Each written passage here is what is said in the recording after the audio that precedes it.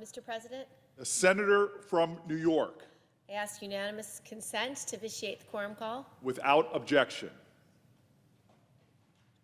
Mr. President, this is my 10th floor speech since the October 7th attack.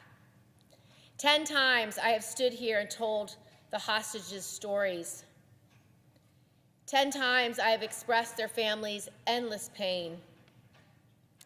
But for every minute that I have stood here, the hostages and their families have lived lifetimes, an eternity in each moment.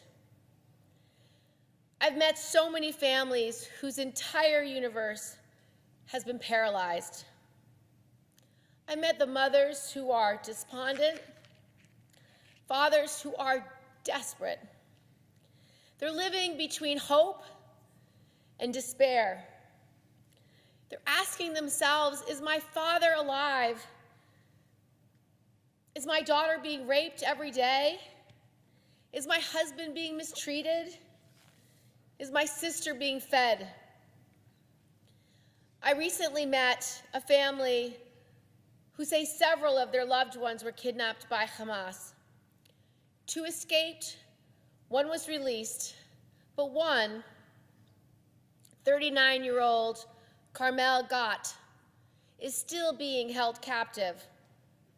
She's an occupational therapist by training. Carmel had recently returned from a 3-month trip to India and was staying with her parents in Kibbutz Be'eri. On the morning of October 7th, terrorists broke into her home. They took her mother to a street corner in the kibbutz and brutally murdered her.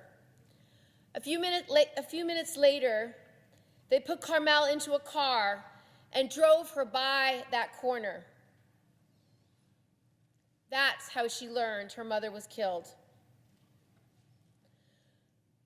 Released hostages who were with her told Carmel's family about the cruelty and the viciousness of the guards.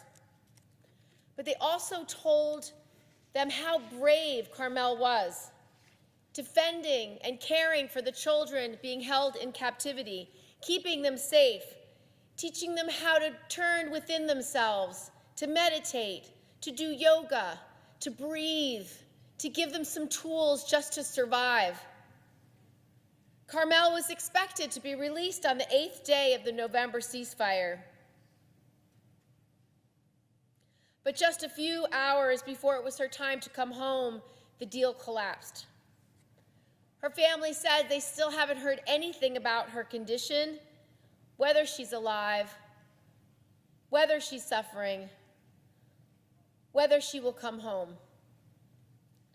Carmel is just one of the roughly 130 people still being held hostage by Hamas, including as many as 6 Americans.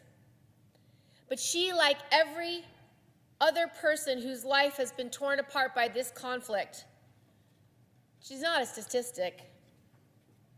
She's a daughter. She's loved. And our heart is with her, and we will not rest until she's home.